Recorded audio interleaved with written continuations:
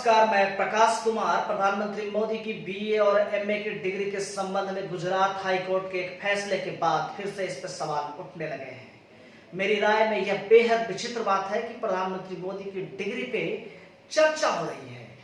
उनके नीतियों बयानों की आलोचना होनी चाहिए, उसकी समीक्षा होनी चाहिए, लेकिन बात अगर प्रधानमंत्री की डिग्री पे होने लगे तो हमें सोचना चाहिए कि आखिर इससे हासिल क्या होने वाला है। क्या हम और आप नहीं जानते कि जब कोई राजनीति में आता है तो उसका परिवार उसकी कितनी निंदा करता है। रिश्तेदार तक घूम घूम कर बता रहे होते हैं कि लड़का लोफर निकल गया। ऐसा नहीं है कि एजुकेटेड क्लास राजनीति में नहीं आया, वो आया, लेकिन इसका एक बड़ा हिस्सा राजनीति को हमेशा कमतर निगाह से देखता रहा। भले ही वह भारत को दुनिया में सबसे बड़ा लोकतंत्र बताने में सबसे आगे रहता हो, लेकिन इसी एजुकेटेड क्लास ने राजनीति को कमतर निगाह से देखा। जाहिर है कि ये जगह खाली तो रहती नहीं, तो इसे उन लोगों ने भरा जो अपना सब कुछ दांव पे लगाकर इस क्षेत्र में आ गए।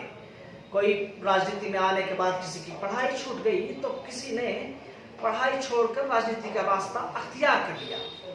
कई बार गरीबी के कारण पढ़ाई छूट गई तो कई बार पारिवारिक कारणों से इतना राजनीतिक हो गया परिवार की बच्चों तक की पढ़ाई छूट गई। बहुतों के नाम ले सकता हूं, लेकिन अभी उसकी कोई जरूरत नहीं। हमारी राजनीति में अच्छे विद्यार्थी भी आए और वो भी आए जिन्हें अच्छे विद्यार्थी बनने का मौका नहीं मिला, लेकिन इन कम पढ़े लिखे हुए नेताओं का हमारे एजुकेटेड क्लास ने खूब मजाक उड़ाया।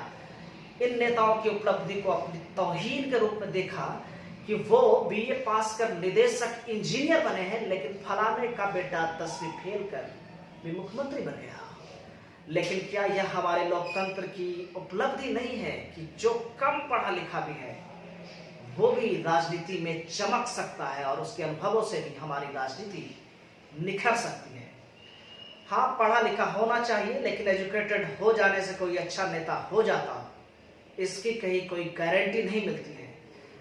लेकिन जिस समाज में, जिस देश में साक्षरता अभी भी एक बड़ा सपना हो, वहां डिग्री एकमात्र शर्त नहीं हो सकती है। आजादी के दिनों से लेकर हाल के दिनों तक तालीम के शिखर पर हमारे मुल्क में वही लोग पहुंचे जो जमींदार थे, अमीर थे, जिनके पास खूब पैसा था।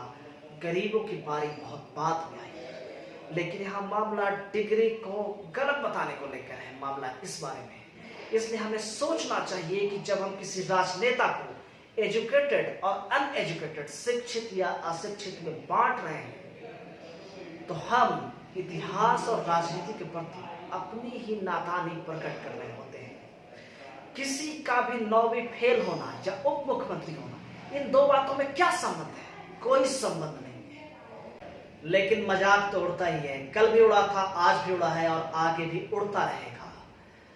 एक दिन ये डिग्री की डिबेट हमें उस मुकाम पे ले जाएगी कि हम बहस कर रहे होंगे कि 3rd डिवीजन वाला मुख्यमंत्री बनना चाहिए या नहीं बनना चाहिए, या फिर 1st डिवीजन वाले में 98% वाला ही सीएम बनेगा। अगर हम राजनीति में योग्यता को लेकर फर्क करेंगे तो हम अपने ही हाथों अपनी ही राजनीति का बेड़ा गर्क कर देंगे। बहरहाल ये चर्चा तब शुरू हुई जब गुजरात हाई कोर्ट ने 2016 के एक मामले में केंद्रीय सूचना आयुक्त के उस आदेश को निरस्त कर दिया जिसमें सीआईसी ने गुजरात यूनिवर्सिटी को यह आदेश दिया था कि वो प्रधानमंत्री मोदी की बीए और एमए की डिग्री साझा करें। इस फैसले के बाद आम आदमी पार्टी आक्रामक हो गई है, क्योंकि अरविंद केजरीवाल पे भी गुजरात हाई कोर्ट ने 25,000 रुपए का जुर्माना लगाया है। आम आदमी पार्टी ने इस पर सवाल खड़े किए कि आखिर क्यों प्रधानमंत्री की डिग्री साझा नहीं की जा सकती।